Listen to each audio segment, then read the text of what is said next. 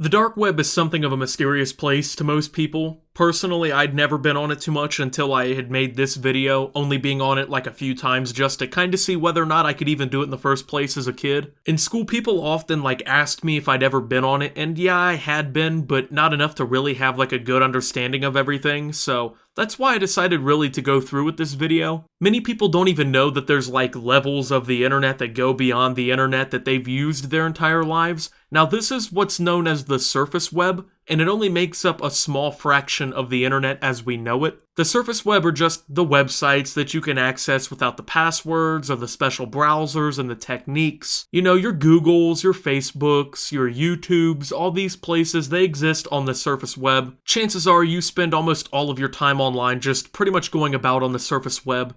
But there's actually a few layers below this that make up pretty much the entirety of the internet as we know it. Below the surface web is something that we call the deep web, which holds all kinds of different things within it that are still accessible to people with the normal search engines for the most part. But this part of the internet is pretty password protected. It's the private networks, or it's protected in some way. It's got your email, your private social media profiles, your online banking, your private forums, your services that are protected by your paywalls. These things all make up a large portion of these pages. It all has your hospital records. It pretty much holds all of our private information. There's so many of these pages that it easily makes up the majority of the web pages on the internet. For instance, the deep web is often called the 99% of the internet due to how massive that it truly is. However, below even both of these, only accessible with special browsers and software and authorization in many cases, is the dark web, which is the focus of this video. But browsing the internet isn't always safe. That's why tools like Dashlane can help make life easier. Password-saving autofill generators, VPN services, and even dark web monitoring to see if your sensitive information has made it onto the dark web. Dashlane helps you keep yourself protected. Dashlane uses military-grade encryption to protect your information, which is the strongest encryption in the world. It also works across multiple devices, so you're protected regardless of where you're using the internet from. Download Dashlane for free on your first device today by going to dashlane.com/Optimus, and you can use code Optimus for 10% off of a premium subscription. The internet can be safer if you take the right precautions. Get Dashlane today and take a step forward and protect yourself. This place is a place of legend in the internet due to how mysterious that it is to a lot of people who've never really been on it. When you hear about the dark web in the news or from word of mouth from a friend, usually it's because there's a crime attached to it. Most of the activity that takes place on the dark web is criminal in nature. According to Dr. Gareth Owen in a presentation that he did in January of 2015, in all, criminal activities documented by this study combined to make up anywhere from 50 to 53% of all activities on the dark web, while in 2016, this number was 56.8. 56.8%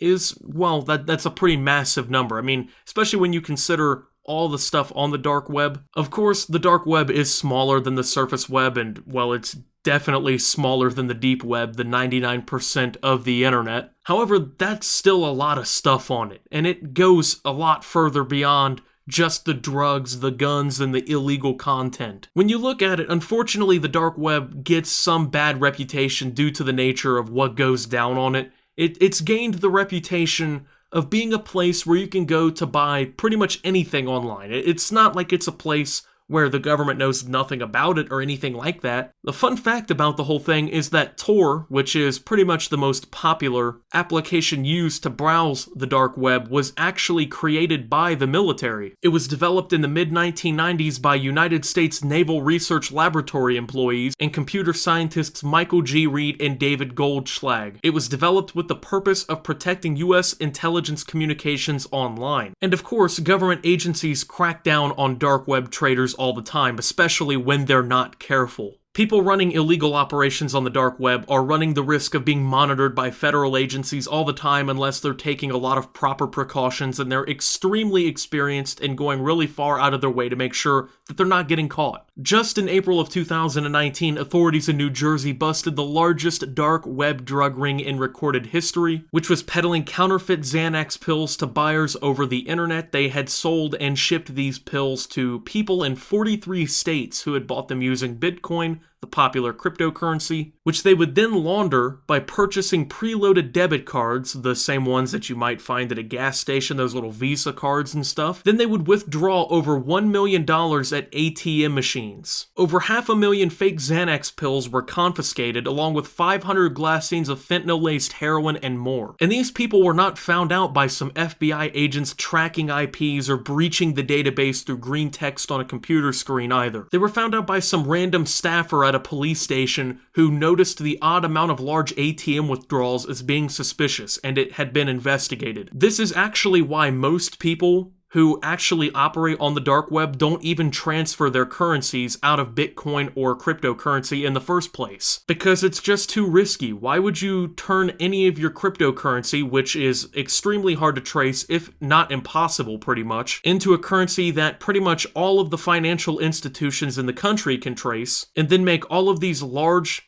transactions through all these ATM machines to your bank accounts, which obviously your bank can track. And you'll see cases of things like this happen, and big busts will make the news, furthering the reputation of the dark web. However, the dark web has also gotten a lot of extremely powerful good uses built up that often go overlooked. The dark web is primarily accessed through tools like Tor, Freenet, I2P, and plenty more. These tools are oftentimes free, completely safe, and they will offer you a safe way to browse the dark web. I mean, given you have your head on your shoulders properly, these tools actually allow for free, easy access to a censorship-free internet. So especially in places where internet censorship is extremely heavy, these tools can allow for people to experience a free internet. Many nations around the world not only monitor but restrict the internet, which they block websites that their governments deem dangerous to their regime's reputation or safety. And these types of tools allow for people to not only inform themselves, but to contact the outside world and to inform the rest of the world as to what's truly going on in their country. And these tools don't only allow you to access drug-ridden dark web pages, you can browse the surface web with them as well. In fact, if you want to prevent your searches from being tracked and monitored constantly, these kinds of things can also be a great tool. These tools work by essentially rerouting your searches several times to mask where the connection's coming from, so not only can your ISP not tell what you're searching, or at least it's harder for them to tell what you're searching, but the website that you're connecting to can't really tell where you're connecting from. So let's say you're trying to connect to breachyourprivacy.com, which is a site known for their egregious privacy concerns. Using one of these tools and connecting from New York, your search might be rerouted from New York to London, to Paris, to Moscow, Beijing, Tokyo, before finally landing in Brisbane, where their server actually is, which of course doesn't help them really find out where you're at. So here is the real meat and potatoes of the video. There's clearly been a lot of misconceptions spread about the dark web in the media, and of course some truths, and I feel like the place gets a lot of a villain reputation that most people would never really give it if they actually knew what it was. I want to clear this up. I want to show you what your average dark web experience would possibly look like. Now, of course, I'm going to assume that most of you aren't going to be going on here to do illegal things off the jump, and that you're just curious like me to see what's going on. So if you're trying to see me, buy a kilo of your favorite party drug, this probably isn't the video for you. However, we're definitely going to take a look around and see what's going on here. So, of course, I got ready and I jumped on.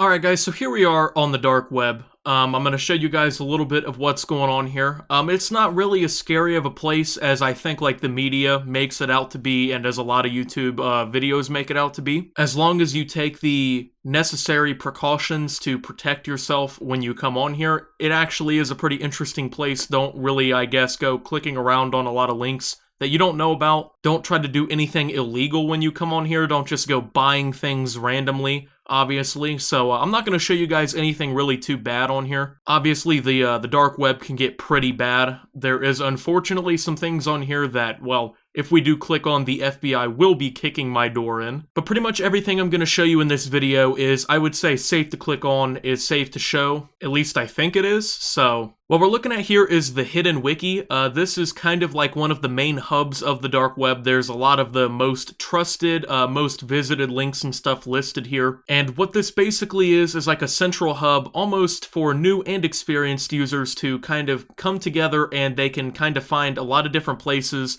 to go to for different things. So they have editors' picks, which are basically just their personal picks on things to read. They have the thing called the Matrix, how to exit the Matrix. This is really about protecting yourself and your rights. Really has to do with digital privacy. I read a little bit of this. It's not really anything I would say that is like a must-read when it comes down to using the dark web, but it is something pretty interesting. There is some other stuff here that might be interesting to a few of you here, but it's not stuff that I would say everyone has to read. Some introduction stuff to the whole thing. These are financial services. Now, financial services on the dark web are a little bit different than what you might think. These are not banks. These are essentially people selling credit card information, hacked PayPals, driver's licenses. They're selling information from people that they've hacked. They're not giving you legitimate bank information. Now, we're going to take a couple looks at some of these now. Now, we're going to take a look at this one. This is called the Counterfeiting Center. And here you can pretty much buy anything you need. You can buy offshore accounts, I think. There's cards, money transfer. Yeah, you can buy offshore things. Obviously, you can buy passports to a lot of different countries. So you can buy passports, you can buy permanent residency visas, you can buy all kinds of different things here.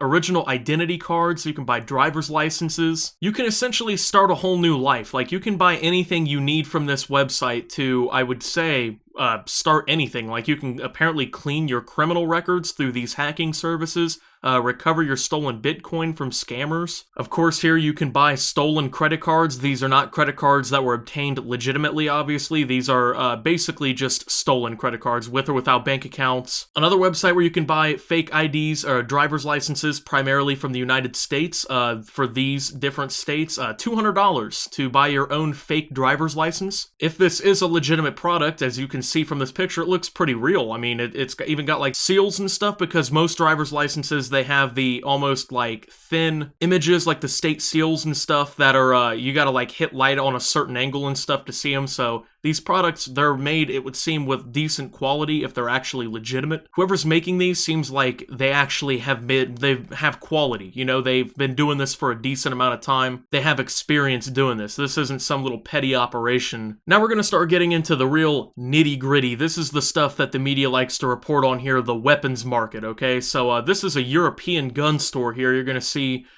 some, here's your Desert Eagle, very classic handgun, your Sig Sauer P226, very nice firearm, chambered in 9mm. Obviously not a very legal way to buy this firearm. I almost said buyer this firearm, but not a very legal way to buy this firearm, especially in Europe. Here we're taking a look at a mobile store that is selling phones. Now what they do, how they obtain these phones is they use credit card scams to basically buy phones illegitimately. And then they sell the phones back to you discounted. Like right here, you can get an iPhone XS 256GB apparently in the United States in space gray for only $370, which, I mean, honestly, a price that good definitely has scam written all over it. I don't know. I'm not going to test it and buy it, but you never know. I mean, if you think about it, like, they have no real cost in the whole thing. Like, the only cost they really have is like, oh my god, I might get caught by the government tomorrow for, like, buying all this stuff illegally and, like, breaking the law. But this stuff happens. There's another one called Apple World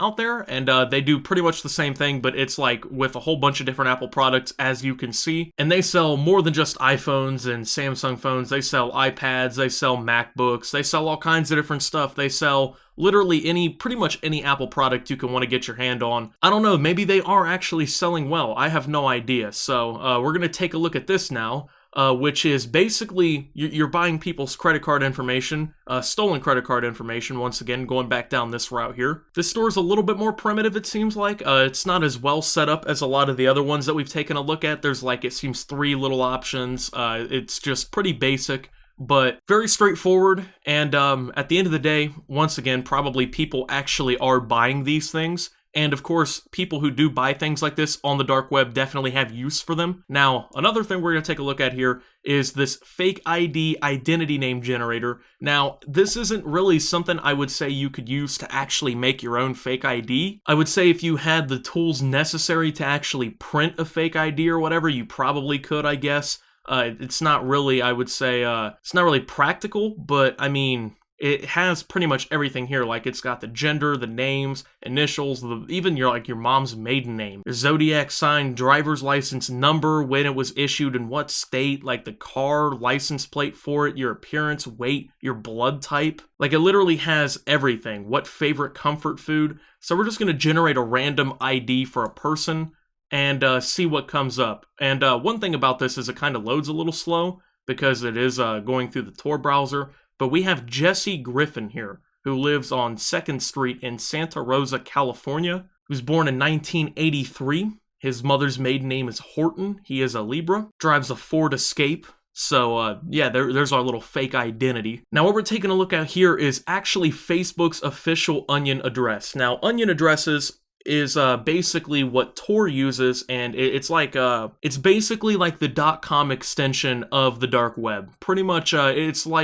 what you use on the dark web to go to the different websites. Facebook claims that here on the dark web, on their website that they've set up, that they actually encrypt everything and that they don't really trace anything that you do. And this is basically a way for people on the dark web to access Facebook with legitimacy and with more privacy and anonymity and whatnot, but then again, it's Facebook, so I wouldn't necessarily trust anything that they have to say. Now, something here, unfortunately, we're not going to be able to take a very deep look into because we don't have any membership into, but this is called the Stock Insiders. Now, what this is basically it's called the Dark Side of Wall Street. Now, this is an exclusive membership forum for people who are actually members of Wall Street. So people who are stock traders on Wall Street, they work on Wall Street, basically with all these different companies and stuff, trading publicly in the stock market. And they come here because they have inside information for public earnings and for acquisitions and things like that on the stock market. And what they'll do is they'll come here and they'll share their information privately,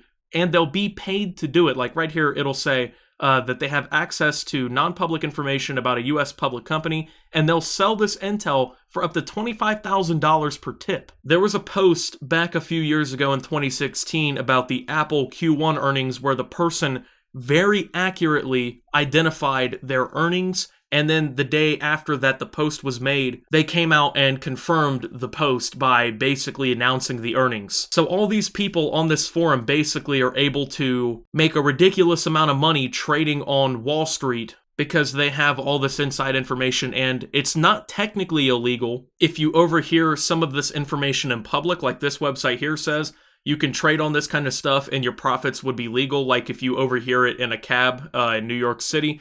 But like if you hear it in private from something like this, then it's definitely against the law, at least from what I understand. So now this is basically just the comic book library.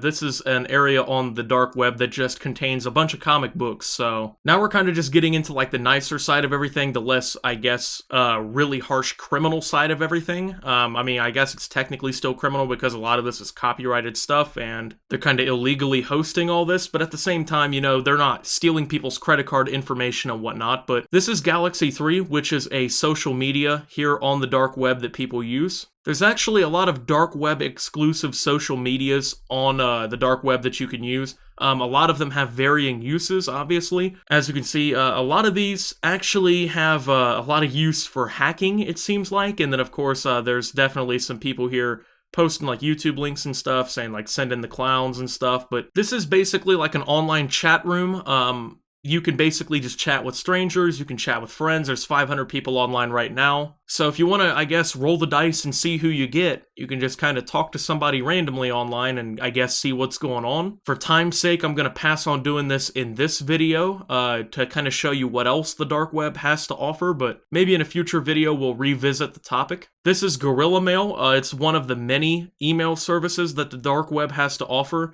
You can use email on the dark web, and there's a lot of different ways that you can actually use these. Many of the websites on the dark web actually require you to use an email to sign up for them. It is not wise to use any of your surface web emails to sign up for them. I think it's pretty obvious why, but just in case, you're trying to browse the dark web anonymously. The least amount of ties you have to yourself in the outside world, the better, so don't use your outside profiles on the dark web. Not a good idea. This is actually a disposable temporary email address, so yeah, you don't have to give them your real email. You can just use this temporarily. It's only 60 minutes, so... Okay, so I can't show this part here because I just pulled up a drugstore, but this is Southwestern Asian heroin that is on the screen right now, so...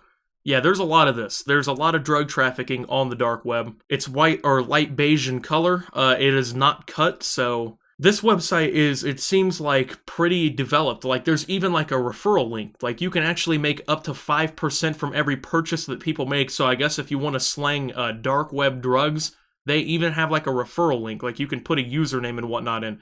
I can show this part here. So there's the prices. For $10, you can get some insulin syringes. For a half gram, you can get for $60. $100 is full weighted gram of heroin. $180 will get you 2 full weighted grams. For 5 grams is almost $400. Of course, all of your purchases on the dark web are basically going to be in Bitcoin because it's almost impossible to trace due to blockchaining and all the other technology of it. There's a fresh look at what the dark web looks like. Of course, I mean, it doesn't have to be you hiring a hitman to kill someone or buying an RPG. You can just be curious like me and see what's going on for a YouTube video. Anyways, with that being said, remember that the dark web is an odd place. I mean, it isn't exactly what the news will tell you, just a place to buy drugs. It's much more than that. It's a place to buy a hitman, a gun, drugs, and it's a place to protect freedom of speech, human freedom, and just to kind of hang out.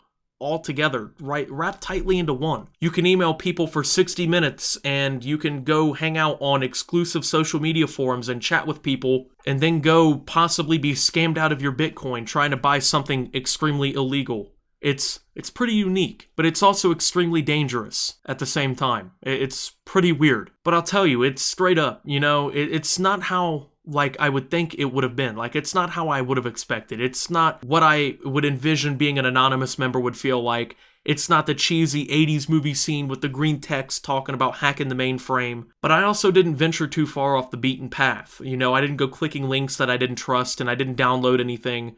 But if you're interested into looking into the dark web for yourself, I actually request that you do some research into the best tools for yourself. Personally, I recommend that you download yourself a virtual machine, Tails, use Tor, and use a VPN to protect yourself. That's what I did in this video. For most people, I think that's the safest bet because that's what most hardware, that would be your best bet. But of course, you might have different hardware than what I have, so you might want to take a look around and see what your best bet and your best options would be. But Windows definitely has security flaws. Most viruses are designed for this operating system because of its popularity. Most users do use Windows, so using something like Tails or Linux even to browse the dark web is definitely your safest option. The dark web doesn't have to be a super scary place as long as you take the proper precautions and you use common sense. Don't use it to do anything illegal. Don't use it like you would use the regular web, and definitely don't use it without making sure that you're protected first. There's a lot of misconceptions about the dark web.